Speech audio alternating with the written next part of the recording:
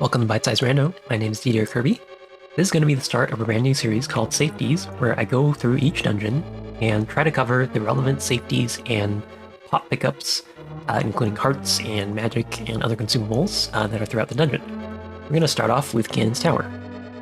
So in this room in Ganon's Tower, where you hookshot around, there is a small magic underneath this pot. In the room with the two fire bars, there is a heart underneath the bottom pot. There are multiple ways of grabbing this heart, as well as a chest at the same time. The slow and safe way, where you walk around, wait for the fire bars, and then come out.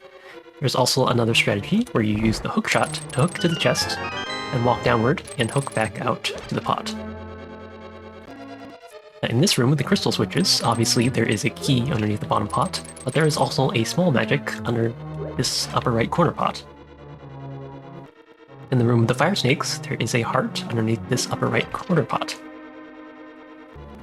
Now in this room, often people will skip this warp by using a bonk setup, or alternatively, you can take damage by using a bomb, or by hitting an enemy to get past this portal. But if you're in need of arrows for either the Mimics or upcoming Ice Armos fight, if you go in the warp, there are 5 arrows underneath this pot.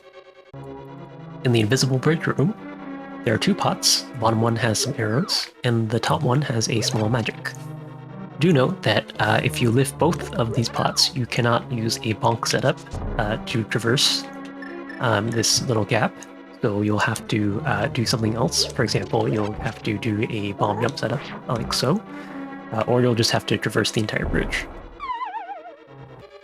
In Bomb's chest room, most of these pots are just bombs, in case you need a bomb to bomb the bombable floor. But this pot right here has 5 arrows in case you need some for the upcoming Ice Armos fight. Speaking of Ice Armos, after fighting Ice Armos, you'll definitely want to check these 3 chests up here. But after you've done that, if you go through this one-way door here on the left, so it will close behind you, there is a bombable wall here that you can either bomb or bonk, and this room contains 4 fairies.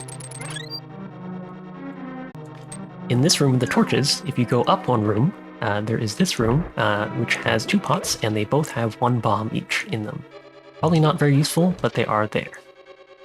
Back in the torch room, this pot doesn't have anything in it, but if you need some more magic for lighting these torches, the bottom pot has a full magic refill in it, which can be useful. Also, if you go down here and go through this door on the left, there is this often forgotten room that has a sliding block puzzle. Now the solution to this block puzzle is you can push this block over up, and then this block to the right, there is a full magic underneath this pot, and then there are hearts underneath both of these side pots. So you don't really see people going here, but it does exist. In this room, with the Gyvdos and the crystal switch, the left pot has a bomb, and the right pot has a small magic. In this room, of course, there's a key underneath this right-hand pot, but there is also a heart underneath this left pot. And in this room, the bridge with the fire bars and the spikes, there are 1 pot each, 1 heart each under each of these 2 pots. Alright, now we are on to the Ganon's Tower climb. In this first room with the spikes, there is a small magic underneath this pot. There is a heart underneath the top pot here, and there's another small magic underneath this pot. In Mimics 2, there is a pack of 5 arrows underneath the right-hand side pot here. But you have to be careful in this room because if there are enough projectiles on screen, when you pick up the pot, the item will not be able to spawn. So sometimes you have to be careful that the Beamos and the Mimics are not firing at you, otherwise that pickup will not appear. In the Cannonball room, there is a bombable wall on the bottom, and you can either bonk across here, or you can also use a bomb jump to get across. And in this room, there is a bomb in the top pot, there's 2 fairies, and there is a full magic in the bottom pot. All of the other pots are empty. In order to get back, you cannot bonk across, so you're going to have to either use the hookshot, or you're going to have to bomb jump yourself back up this way. So be careful, if for some reason you don't have the hookshot or the boots, you don't have the hookshot, you are going to need a bomb jump here, and if you don't have any bombs, you're going to have to mirror out or reset. Alright, now moving on to the gauntlet. In this room, This is the second room in the gauntlet. There are 5 arrows here, and there is a bomb here. These other 2 pots are just rupees. In the next room in the gauntlet, there's a small magic in the bottom left, and there are 5 arrows on the top left. These 2 other ones are just bombs. Probably not useful to pick those up. In this room with the icy floor, it's really annoying to get these since there's a spark right there, but there are 2 small magic refills in the bottom 2 pots, and there are 2 hearts in the top 2 pots. Alright, the room after Landmo 2.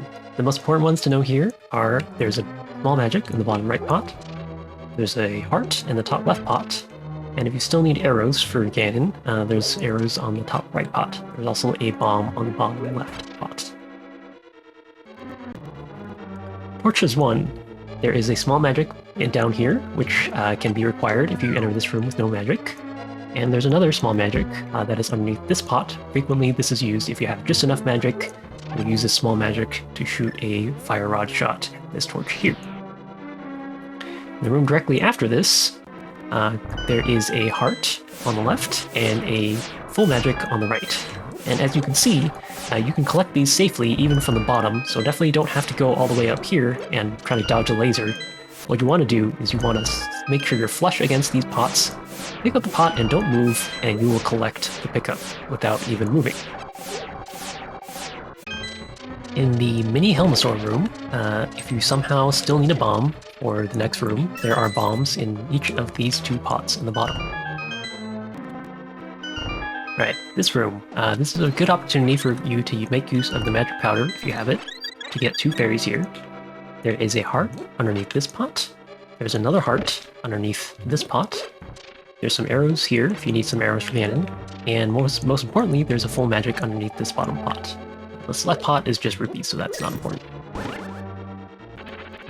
And finally, if you fall down on Mini Moldorm, do note that there is an anti-fairy here that you can powder if you have the powder. That is going to do it for all the safeties and pickups that I know in Ganon's Tower. Hopefully this helped.